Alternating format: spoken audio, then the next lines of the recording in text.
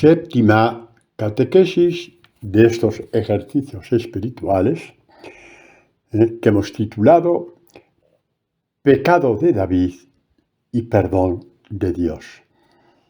Hoy, si Dios quiere, partiremos la palabra de estos dos versículos del Salmo 51, que es el que nos está sirviendo de base para todos estos ejercicios espirituales. Pues en los versículos 14 y 15, en el que David dice, devuélveme la alegría de tu salvación. Afiánzame en un espíritu firme y enseñaré a los rebeldes tus caminos. Los pecadores volverán a ti. Siente, David, que este fuego de Dios no es para él solo. Tiene que ir al encuentro de los demás.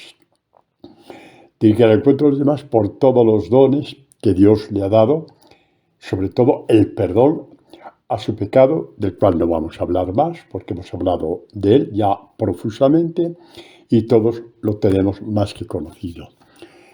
Simplemente que David comprende que el perdón de Dios es un perdón activo. Lo que él ha conocido de Dios no puede ser para él. Él sabe que el pecado abunda en Jerusalén, abunda en Israel, sin contar los pueblos que no conocen a Yahvé, que no conocen a Dios. Y entonces dice esto, ¿no? Devuélveme la alegría que tenía contigo cuando te era fiel. Devuélvemela. Cuando yo oraba en mi interior y te encontraba, devuélveme ese contacto tan bonito contigo. Devuélvemelo, porque el demonio se ha interpuesto entre tú y yo y me ha quitado de tu presencia, me ha arrancado de ti. El demonio me ha hecho pecar y en ese pecado monstruoso que ya conocemos, me ha arrancado de ti, me ha arrancado de tu presencia.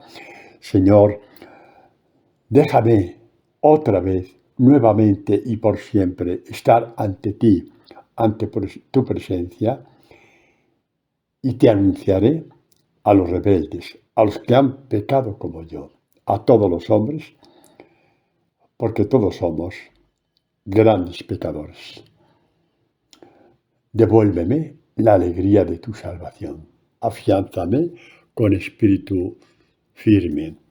La alegría de estar contigo, la alegría de tu presencia, la alegría de saber que yo estoy en ti y que tú estás en mí.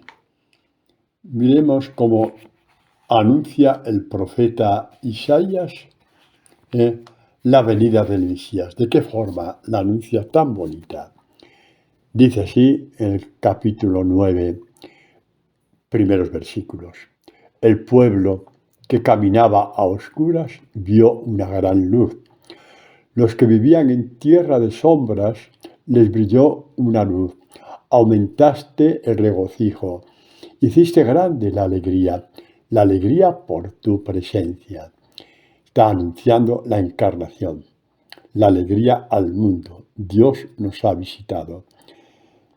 La alegría al mundo, el Dios de la paz, el Dios de la esperanza, el Dios del perdón, el Dios que nos santifica, el Dios que nos purifica, el Dios que coge tus pecados porque tú no sabes hacer con ellos. Una vez que pecaste, no sabes qué hacer con tus pecados. Ahí están, como un lastre, acongojándote día y noche por más que quieras olvidarlos.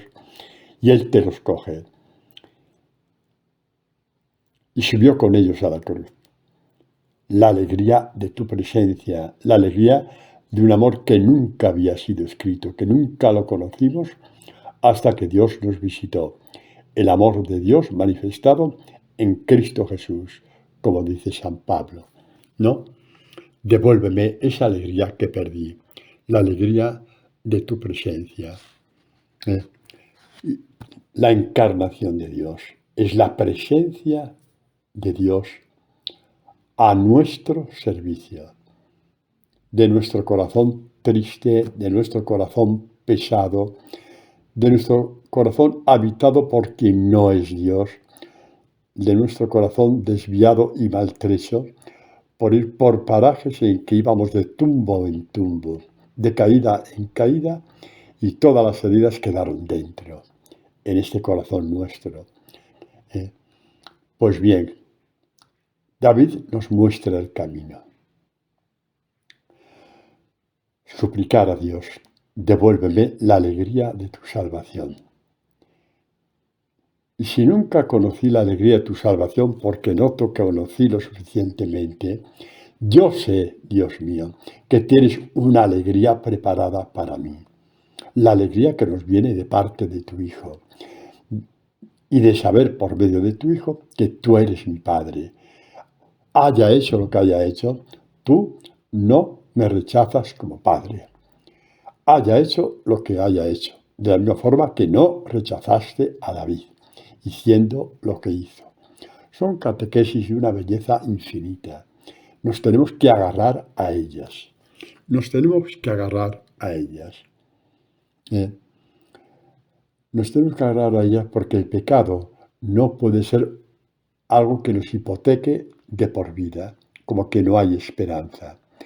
El pecado perdonado no existe, como no existió el pecado en David después de su arrepentimiento y petición de perdón, y Dios le perdonó.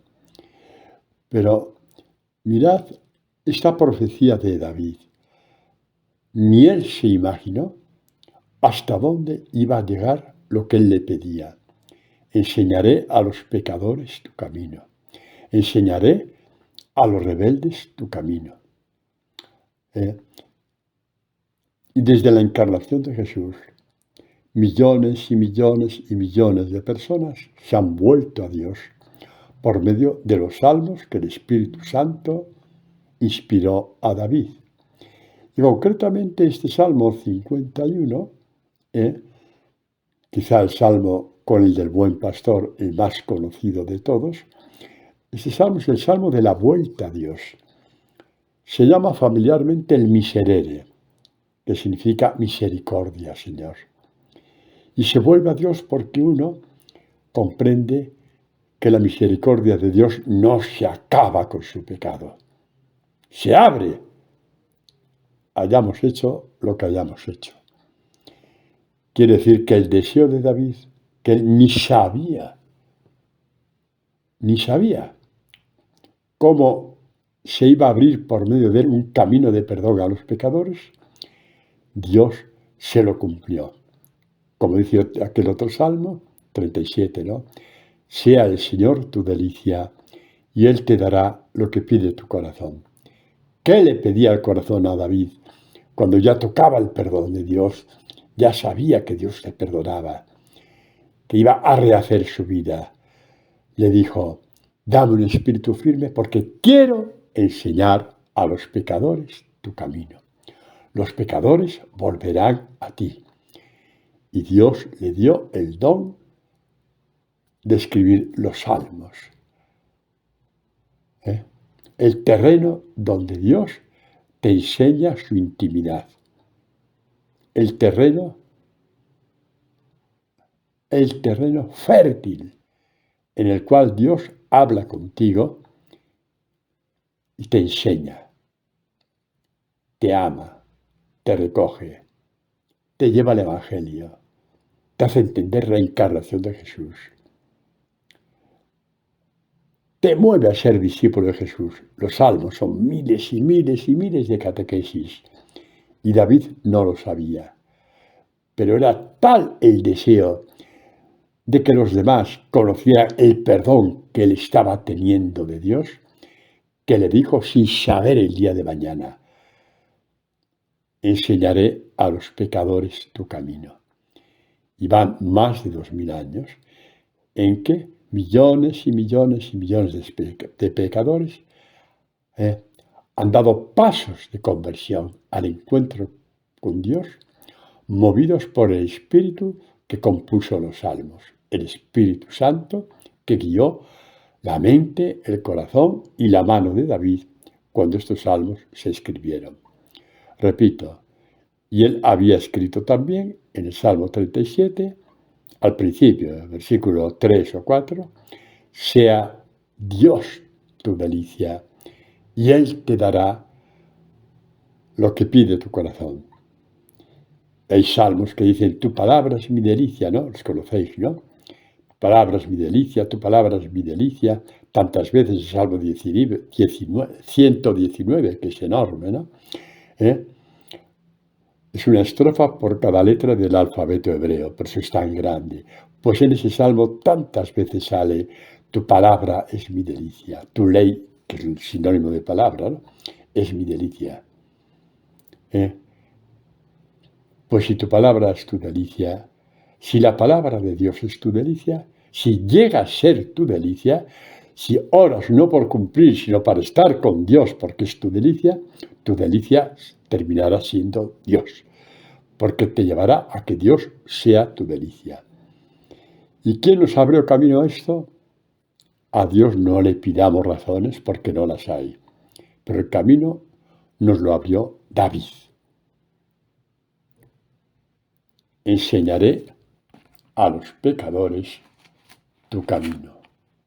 Devuélveme la alegría de tu salvación y enseñaré a los malvados, a los pecadores, tu camino. ¿Por qué? Por proselitismo. Esa palabra es estúpida.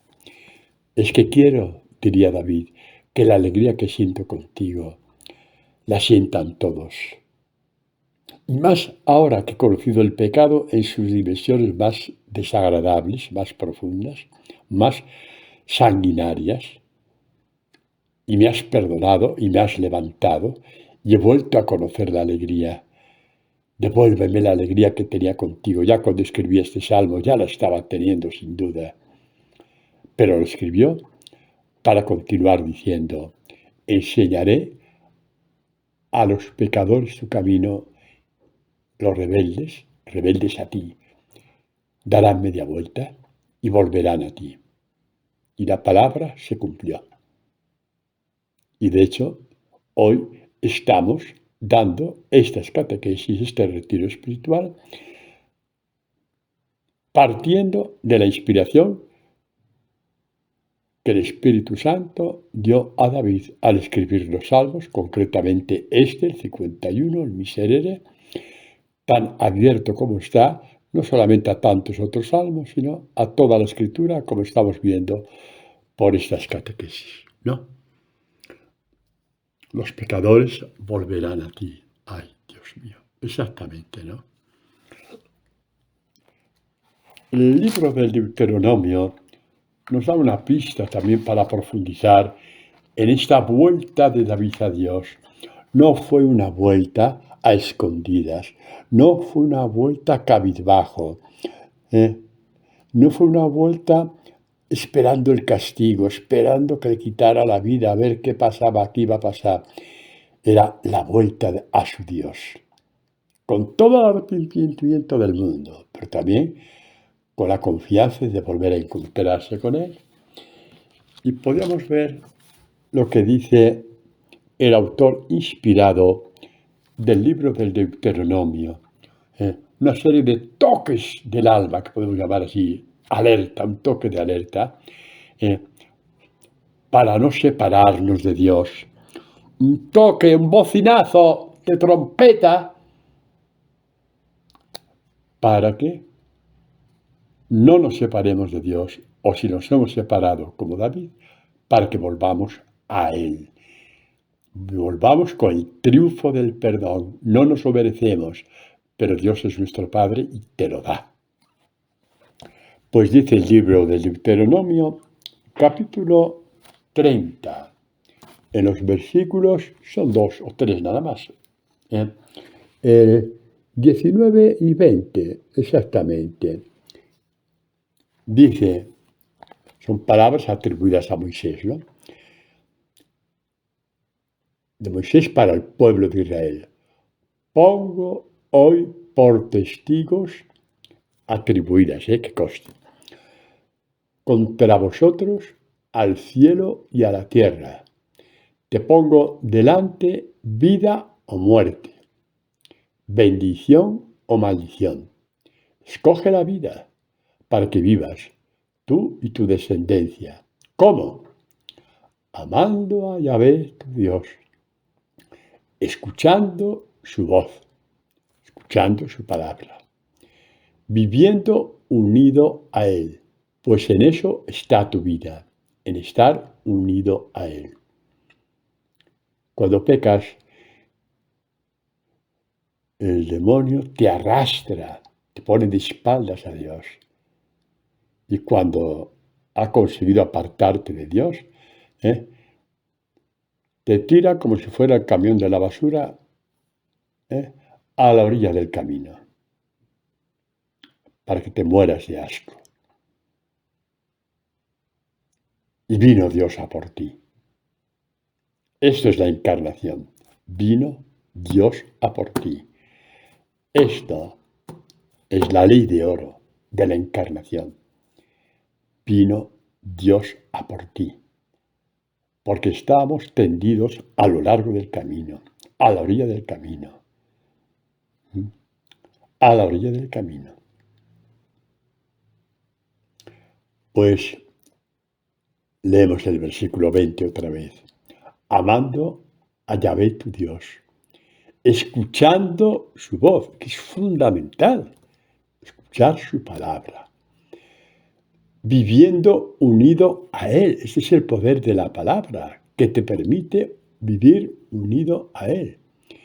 Porque en eso está tu vida, así como la prolongación de tus días mientras habites en la tierra que Dios juró dar a tus padres, Abraham, Isaac y Jacob. Anuncio bellísimo, ¿no? Anuncio bellísimo. Y David lo conocía. Y conoció lo que era estar desunido a Dios. Y no pudo soportarlo. Podría haber dicho, y a mí que me importa, es la soberbia en grado sumo, cuando uno peca, y a mí que me importa. A David le importaba porque no quería morir, quería vivir. Y había perdido la vida, porque la vida no merece el nombre de vida cuando se está de espaldas a Dios. Es un sobrevivir, es un mal vivir, es un alargar una felicidad que sabes que por mucho que la alargues, tiene su punto de salida y de llegada. Y David no quería pasar por ahí. David, hijo de la sabiduría. David, hijo de la sabiduría, como os he dicho. Devuélveme la alegría que tenía, devuélveme la intimidad contigo.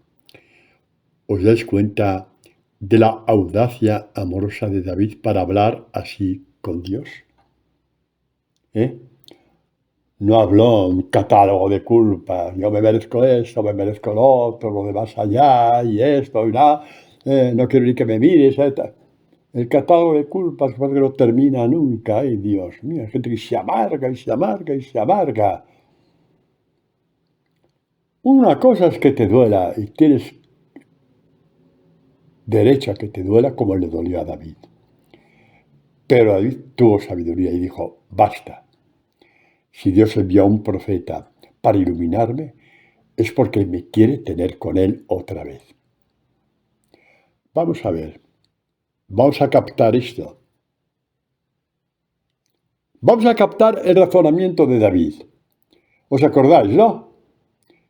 Mandó llamar a aquella mujer casada, la llevó a casa, estuvo no sé cuánto tiempo.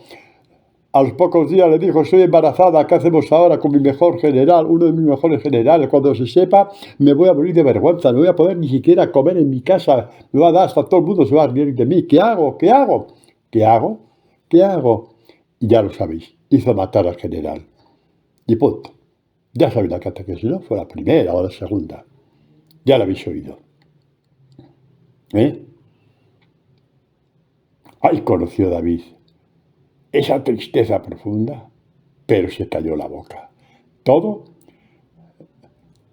menos reconocer que había pecado.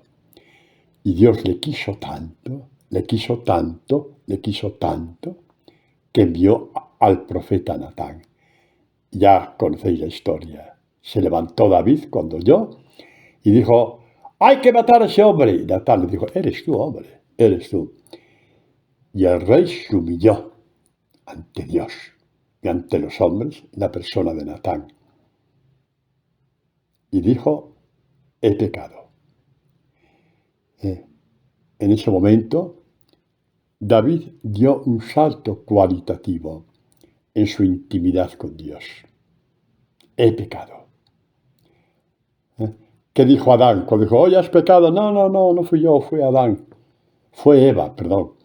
Y Eva, ¿has pecado? No, es que la serpiente me dijo, sí, pero no, sí, pero no, sí, pero no, me engañaron, me sedujeron. Fue una ocasión, David dijo, he pecado. Podría haber dicho, bueno, era mayor de edad.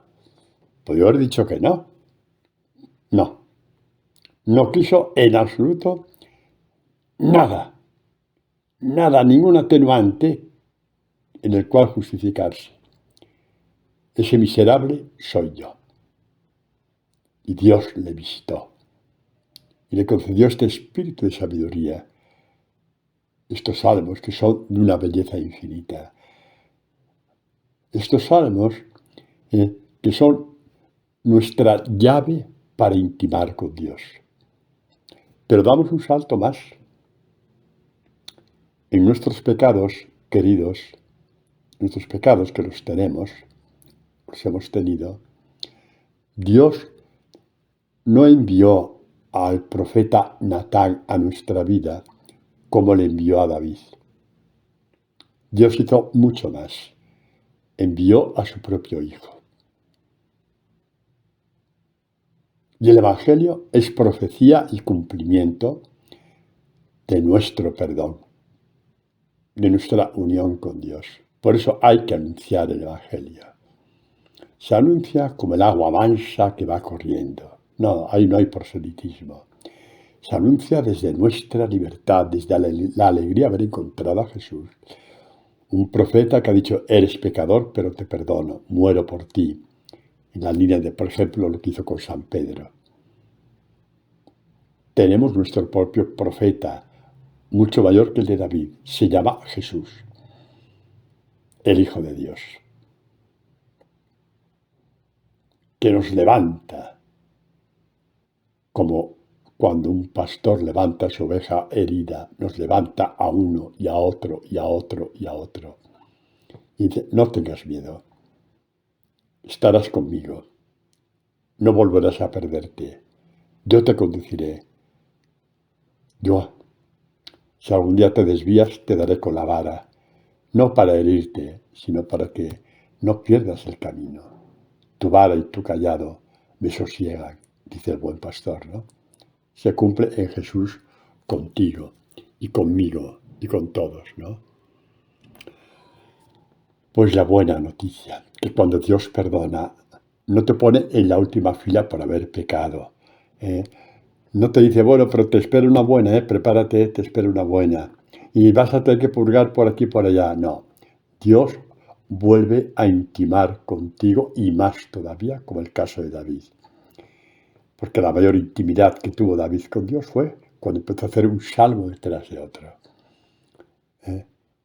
De una mística no superada, porque es la cuna de la mística, como se ha dicho otras veces, a nuestro servicio, a tu servicio, a mi servicio. La belleza infinita de los salmos. Catequesis que son manantiales de agua viva, que riegan el huerto de tu alma y le hacen dar fruto. Esta es la imagen de David. Este es nuestro querido Dios. Así nos ama. Así nos ama Dios, ¿no? Vamos a ver en esa intimidad, que la plenitud de la intimidad, por supuesto, es el Evangelio. Los salmos son imagen del amor de Dios en el Evangelio. Son figuras, son profecías. Por lo tanto, la plenitud de la intimidad está en el Evangelio, que tú oyes y acoges y te abrazas a él. Y si te dice esto no hay quien lo cumpla, pues tienes razón, no hay quien lo cumpla. Pero si Jesús vive en ti, terminarás cumpliéndolo, como le pasó a San Pablo, y a San Pedro, y a San Felipe, y a San Ignacio, y a Santa Teresa de Calcuta, ¿vale? Y a Santa Rita de Casia, y a Santa Rosa de Lima.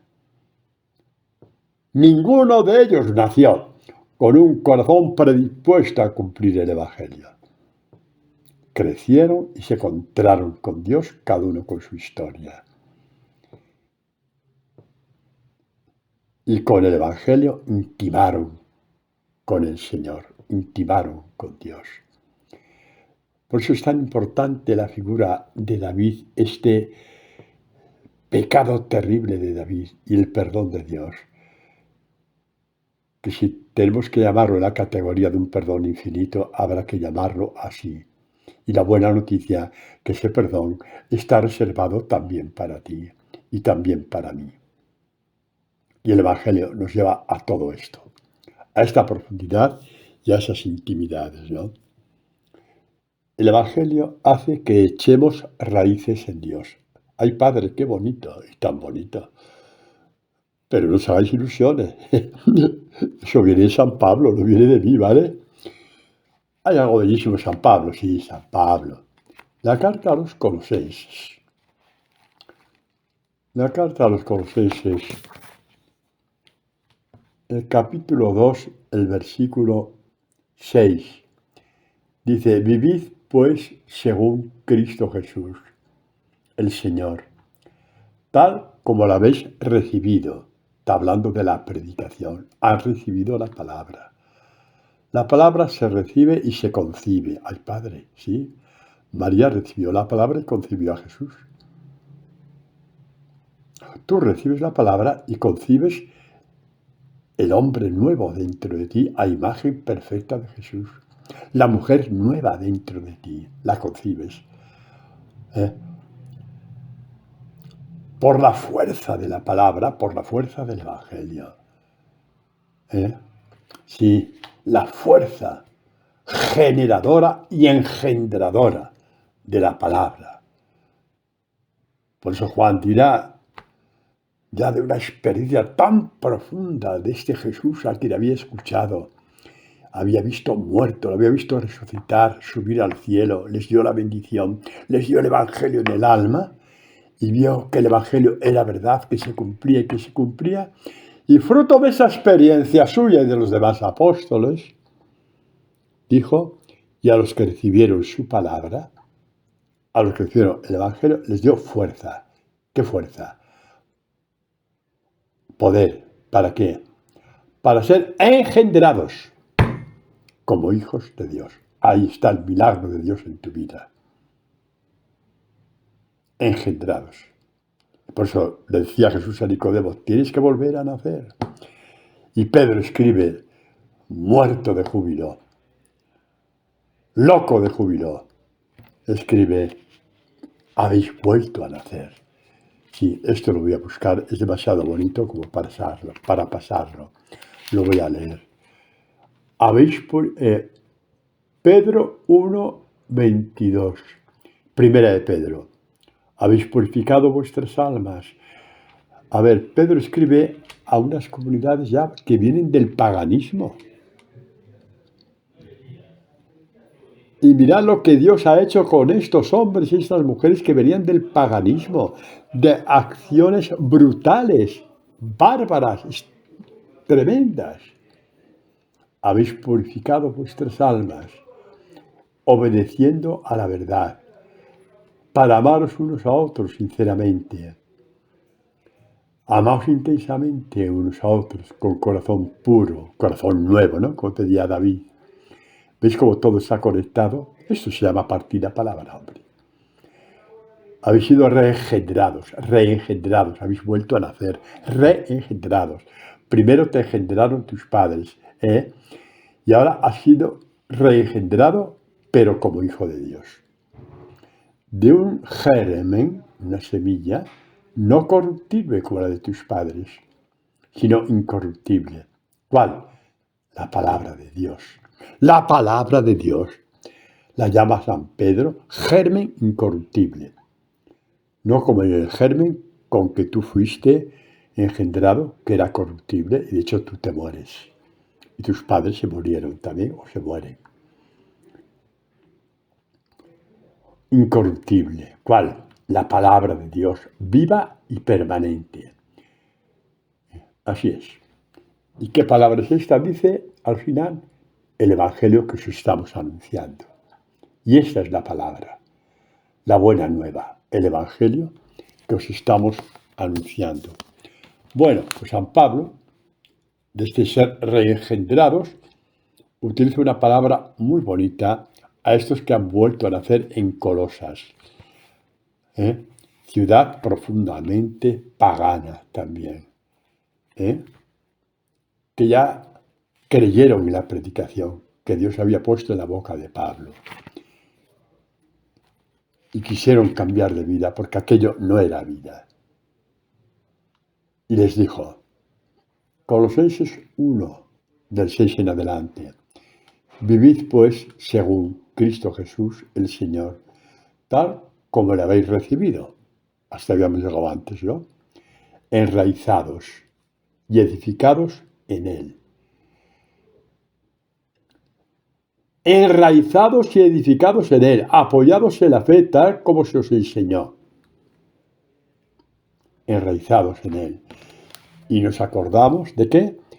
De las primeras catequesis de estos ejercicios, cuando hablábamos, Salmo primero, comentando a Jeremías también, que dice que el que medita la palabra de Dios, es decir, el que lleva la palabra de Dios en lo más profundo de su corazón, es como un árbol plantado junto a las corrientes de agua. Jeremías va más fuerte todavía. Mira, en ese momento me acuerdo. Es Jeremías 17, 7, 8. Un árbol que alarga sus raíces. Alarga su raíz. ¿Por qué? Porque quiere estar enraizado en Dios. Alarga sus raíces a las corrientes de agua. Nadie como Dios nos puede hablar con tanta belleza. Nadie, ni todos los poetas del mundo juntos, puede deshilar tanta belleza como lo que Dios nos está diciendo ahora, por medio de Pablo, enraizados. Y vamos a las catequesis que Dios inspiró a David por medio de los salmos. Ser árboles que alargamos nuestras raíces hacia las corrientes de agua, hacia Dios, hacia la predicación, hacia el Evangelio. Todo esto está a nuestro servicio. Todo esto está a nuestro servicio. Absolutamente todo. Enraizados. Y dice Pablo, edificados en Él. ¿Por qué en Él? Porque Él es la roca en la cual crece nuestra fidelidad. Fidelidad. Vamos a ver, en la cual se asienta nuestra fidelidad. Y cuanto nuestra fidelidad está asentada en la roca, que es Jesús, el demonio podrá dar saltitos y más saltitos, pero no alcanzará a la roca. Bueno, pues vamos a ver lo que dice Jesús, perdón. Dice, el que oiga estas palabras mías, Mateo 7, 24, 27. El que oiga estas palabras mías, ¿qué palabras? Los evangelios. Ahí los tenemos, son palabras de Jesús. Son palabras vivas de Jesús. Que oiga estas palabras mías y las ponga en práctica. Ay, Padre, y eso de poner en práctica, llévalas al corazón y deja que crezcan. Van creciendo y crece tu confianza en Dios. No te va a abandonar, no te va a dejar solo, no te va a dejar en la estacada. La palabra crece contigo y tú irás diciendo poco a poco sí a una palabra y después a otra y después a otra. Ya estás en la roca, ya estás en el Evangelio, ya estás en Jesús y en Él seguirás creciendo. Pues este hombre será el que oiga estas palabras mías y las ponga en práctica, será como el hombre prudente, sabio, como las vírgenes sabias, igual, exactamente igual, que edificó su casa sobre la roca, sobre el Evangelio, sobre la Escritura, sobre la palabra. Y quien está edificado sobre la roca le pasa lo mismo que le pasa a todos los hombres. Le pasan desgracias como a todos, enfermedades como a todos, problemas familiares como a todos, problemas económicos como a la mayoría, al menos en una época de su vida. En forma de, lo dice Jesús, que sobre la roca cayó la lluvia y vinieron los torrentes y soplaron los vientos y embistieron contra aquella casa, pero no cayó, porque estaba cimentada sobre la roca. Es tu discipulado, no cae. Estás cimentado sobre la roca, sobre Jesús. Exactamente.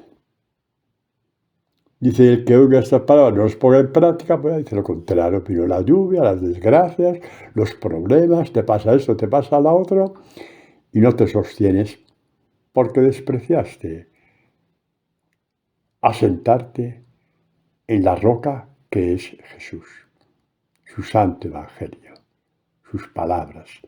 Jesús es la palabra del Padre.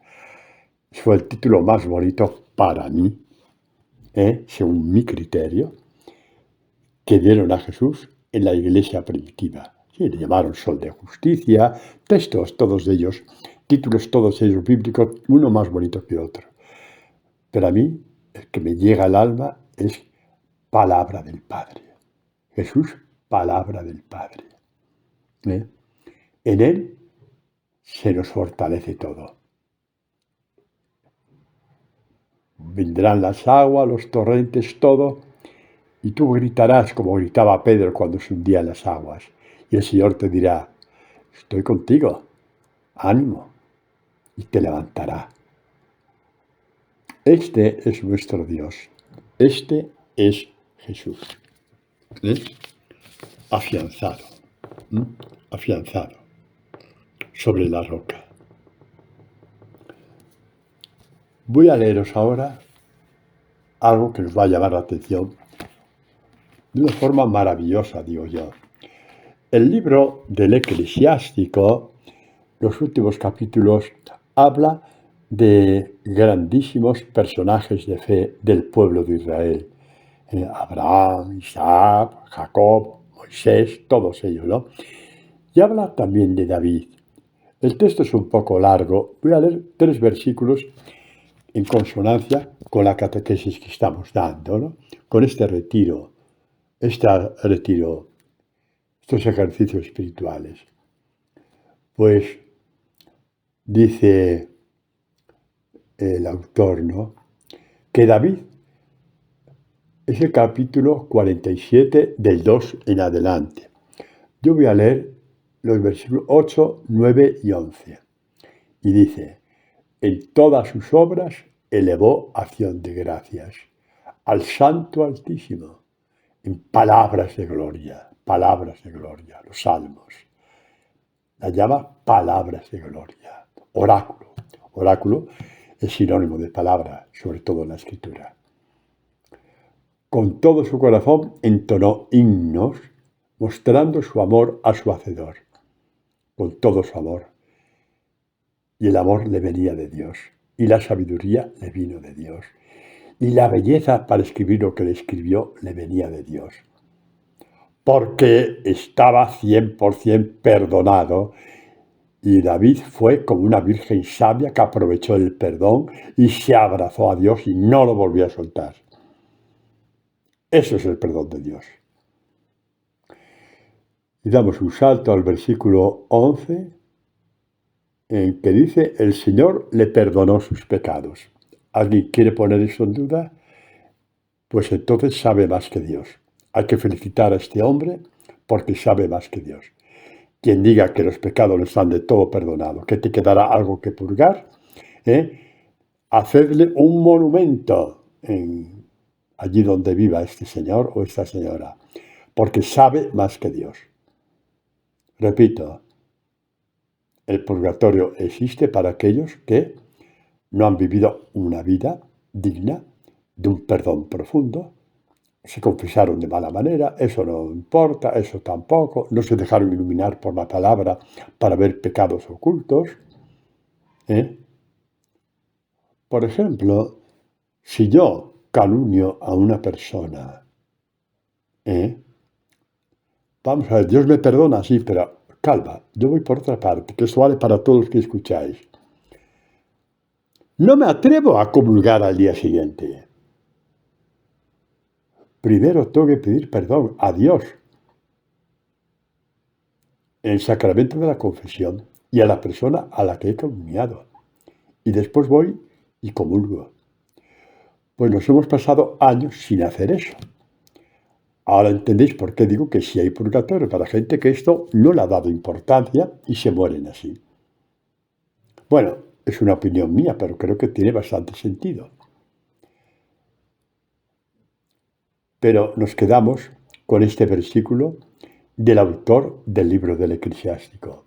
El Señor le perdonó sus pecados y mira que pecó hasta la saciedad,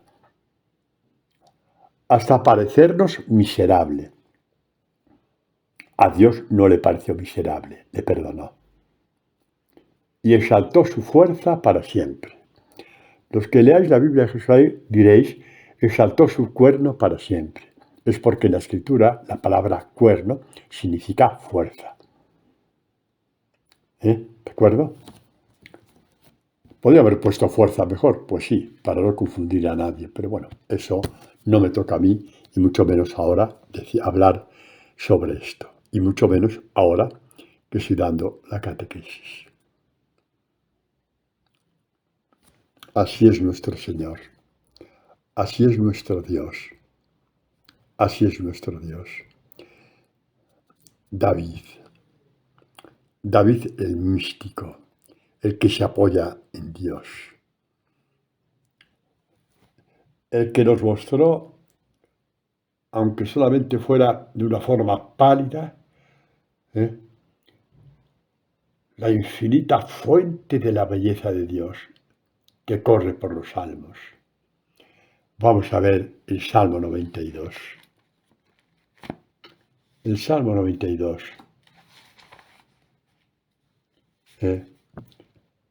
Vamos a leerlo esperando que Dios nos ilumine. Es de una belleza, sí, infinita, porque la palabra encierra la belleza infinita de Dios. Vamos a ver. Dice este Salmo 92. Es bueno dar gracias a Dios. Salmodiar para tu nombre, Dios mío. Proclamar tu amor por la mañana y tu lealtad por la noche, porque me has mantenido junto a ti todo el día. Porque Satanás no ha tenido arte ni parte conmigo a lo largo de todo este día. Quiero dar gracias a Dios. Al son del arpa de 10 cuerdas y la lira, con un susurro de cítara. ¿Por qué? ¿Por qué tanto agradecimiento, tanta gratitud? Y dice el salmista, estoy imaginando a David cantando con la cítara este salmo, cantándolo más con el alma que con la boca, cantando desde el perdón de Dios y cantando, con tus hechos, mi Dios, me regocijas. Con tus hechos, Señor, tú alegras mi corazón. Ante las obras de tus manos grito y digo, qué grandes son tus obras, Dios mío, qué profundos tus pensamientos, todo lo que haces por mí. Antes de conocerte pensaba que eran desgracias, que había tenido mala suerte, que me pasó de mala manera. Yo rezongaba en mi interior, maldiciendo mi vida. Sin embargo, conforme te he ido conociendo, me he dado cuenta de que todo eso, que fue muy desagradable, me sirvió para encontrarme contigo. Con tus hechos, mi Dios, me regocijas. He sufrido desgracias, contratiempos, muchas cosas en mi vida, gente que me ha apuñalado por la espalda, que me ha tratado mal, sí. Y sin embargo, todo eso ha hecho parte de mi vida y tú has hecho alianza conmigo. ¿Qué significa que Dios hace alianza contigo? La plenitud de la alianza es la relación Jesús-discípulo. ¡Ay, que no lo sabías! La plenitud de la alianza es la que tienes tu buen pastor Jesús contigo. Y hablar de la alianza de Jesús contigo significa la alianza en la cual están involucrados el Padre y el Espíritu Santo. Pero ¿tú sabes qué significa esta alianza? Significa que ante el mal que te acosa, Dios es tu aliado. ¿Nunca lo habías visto? Es tu aliado. Él sabe cómo defenderte, cuánto, de qué forma y de qué manera. Nada se le escapa a Dios. Ni siquiera lo que has sufrido hoy, por parte de tal o de cual persona. Tu aliado es Dios. Cuando decimos la alianza es una palabra tan bonita que a lo mejor nunca hemos reparado. Oye, si Dios hace alianza conmigo, quiere decir que es mi aliado. Si es mi aliado, mejor que me defienda Él que me defienda yo solo, ¿no? Que me defienda Él. Es nuestro aliado. Un aliado que es visible cuando te llamó a ser su discípulo. Esta llamada interior que todos conocemos. Porque la llamada nace del Evangelio, como dijo San Pablo. Por lo tanto, la posibilidad de que seas llamado ya depende más de ti que de Dios, porque el Evangelio lo tienes a tu disposición. Lo oyes en la iglesia y lo tienes en tu casa con toda seguridad. Bueno, ahí se teje la alianza entre Jesús y tú. Es tu aliado. Es tu aliado. Bueno, por eso dice este hombre que a veces lo pasará muy mal y sin embargo, como ve cómo actúa Dios y su alianza con Él, dice, con tus hechos, con lo que tú haces, con las cosas que me pasan, se alegra mi corazón, me regocijas. Ante las obras de tus manos, grito de alegría. Y mi corazón grita, diciendo, qué grandes son tus obras, Dios mío. Qué profundos tus pensamientos. Dice, el hombre estúpido, ay Señor, necio, como las vírgenes necias. ¿Para qué tanto evangelio? ¿Qué aceite de lámpara? ¿Qué tanto evangelio? Tanto evangelio. Y sin el aceite la lámpara no te sirvió para nada. Y aquí en ese pasaje de Mateo 25, las vírgenes necias, el aceite es el evangelio. Sin la palabra, la lámpara estará apagada siempre. Ya le puedes frotar y besar, que estará siempre apagada. El hombre necio esto no lo entiende. Y pues cuando le pasa algo, ay, ¿por qué me pasa esto? Ay, ¿por qué me pasa lo otro? Ay, Señor, ¿por qué? ¿Qué has hecho? ¿Qué estás haciendo conmigo? ¿No te das cuenta de lo que me pasa? Que no te das cuenta eres tú, que te está buscando Dios y le da la espalda siempre. Pues bueno, por ahí no va la catequesis de hoy, así que pongo ahí punto final. El insensato no comprende estas cosas. No comprende lo que Dios está haciendo contigo. No para fastidiarte, sino para atraerte. Para que la alianza, que a veces está escrito en un documento nada más, se convierta en abrazo permanente. La alianza da paso al abrazo permanente. Continúa el salmista diciendo, brotan como hierba los impíos, florecen los agentes del mal. Los que pasan de Dios, no quiere decir que no crean en Él, pasan de Él. Dice, es para ser destruidos por siempre, pero tú, Yahvé, eres excelso por los siglos. Y habla de su historia este hombre, un hombre perseguido por su fe, un hombre de quien se ríen por su fe, un hombre de quien se burlan por su fe, imagen de todos los discípulos de Jesús, que seremos la burla del mundo, el espectáculo, como dice San Pablo. Y no pudieron con él, se levantó por encima de todos y dice, sé en quién he confiado. Poderoso es Dios para guardar mi fe día tras día, cuando soy tentado. Perdonad, pero esto es tan bonito que lo voy a buscar. Es 2 Timoteo. Perdonad, pero voy a buscarlo porque es demasiado bonito para leerlo sin más. 2 Timoteo o primera. Pues es segunda. Cuando habla Timoteo de lo que está sufriendo a causa del Evangelio, qué gloria la de Pablo. Persiguió a Jesucristo a los cristianos y ahora sufriendo por él. Es su galardón. Su mayor galardón es poder sufrir por Jesús, a quien tanto persiguió en la persona de los cristianos, tanto que Jesús le dijo en camino a Damasco, ¿por qué me persigues? Y Pablo podía decir, no, yo estoy persiguiendo esto de salud. No, me estás persiguiendo a mí. Lo que estás haciendo a yo, me lo estás haciendo a mí. Y por eso cuando llega el momento en que se cambia de cara a la medalla o la moneda, su gozo, su alegría es poder sufrir por Jesús a causa del Evangelio. Porque la sabiduría del mundo no soporta al Evangelio.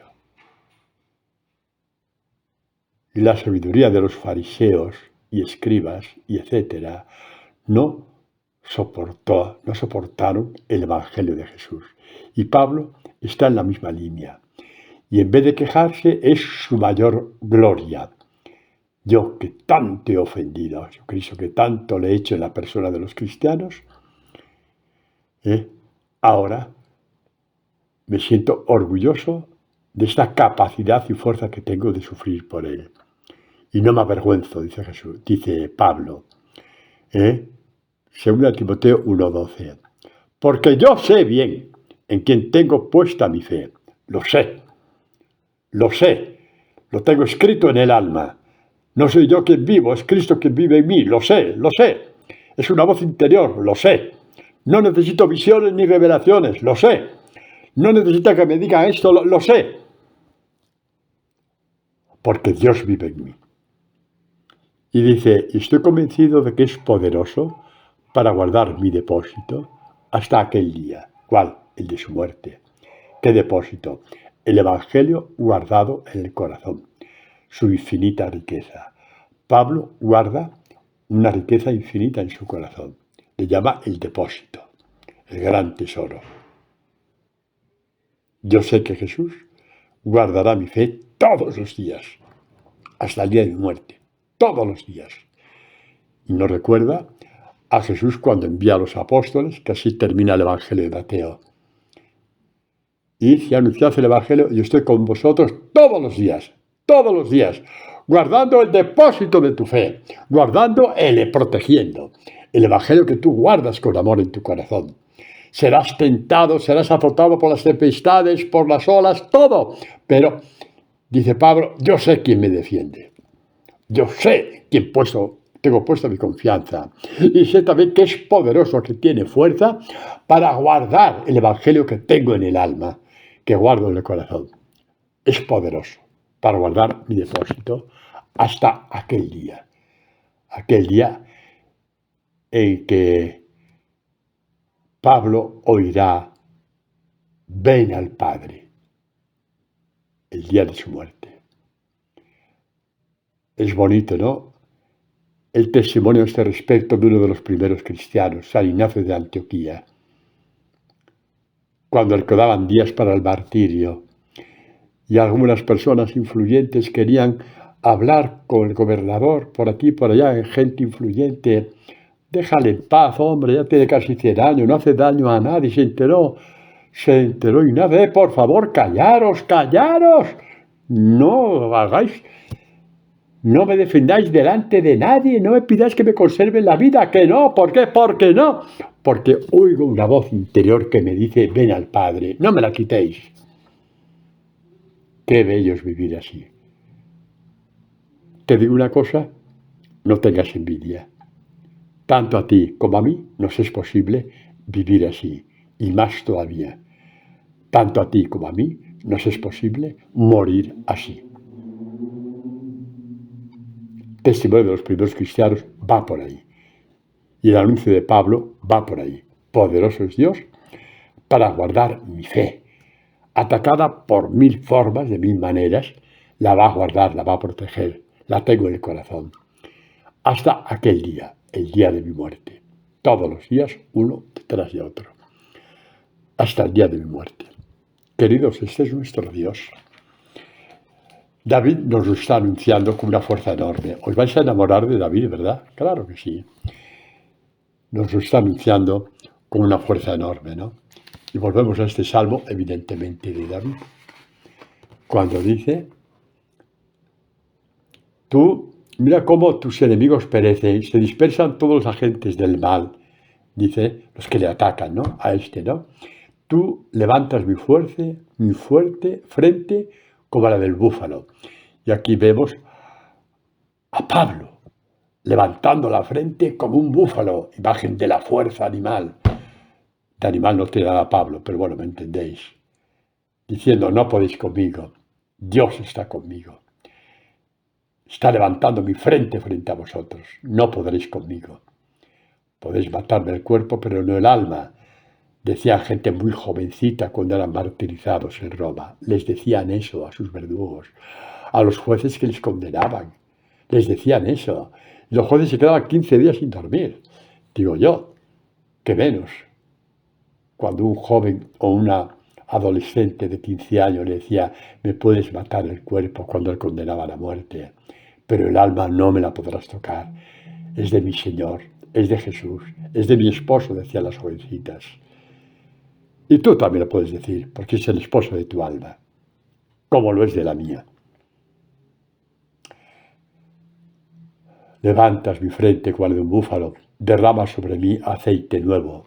El espíritu de la fuerza la derramas sobre mí, para levantarme por encima de todos ellos. Y dice, florece el justo como la palmera, crece como un cedro del Líbano, plantado en la casa de Dios, y da un fruto en los atrios de nuestro Dios, los frutos de los discípulos de Jesús, el amor perfecto, la sangre derramada, aunque sea la sangre del alma, para que el mundo fructifique de nuevos discípulos, como la sangre del Calvario. Y dice, aun en la vejez, siguen dando fruto. Sí, con 70 años, y con 80, y con 90. Siguen dando fruto, porque Dios vive en ellos. No, no eres un ser inútil, no eres un ser inservible. Estás ya incapacitado, que apenas sales de casa, que estás en silla de ruedas, estás con esto, con lo otro. Sigues dando fruto para Dios. Por lo tanto, tranquilo o tranquila. Porque la vejez sigues dando fruto. Porque vives con Dios y Dios vive contigo. ¿Os imagináis el fruto de David con todos estos salmos que ha levantado a millones de hombres y mujeres en el mundo para ser cristianos? Por lo tanto, ¿quién eres tú para decir que no vas a dar fruto por tus pecados? Claro que los vas a dar. Dios sabe muy bien dónde va a llevar lo que tú has hecho para ser su discípulo o su discípula. Es como un tesoro en las manos de Dios y Él lo va a gestionar para que surjan nuevos discípulos y nuevas discípulas. Así es como crece la iglesia. Y estos frutos tienen voz y gritan. ¿Qué gritan? ¿Qué gritan estos frutos que tú das? Gritan que Dios ha sido recto contigo, que no te ha mentido, no hay falsedad en Él. Así termina el salmo. Te dijo que darías fruto y lo das. Te dijo que ibas a ser su discípulo y a pesar de ser lo que eres, has llegado a ser, estás llegando a ser discípulo o discípula de Jesús. Él es tu roca, Él es tu fruto no hay falsidad en Él, cumple su palabra contigo. Amén.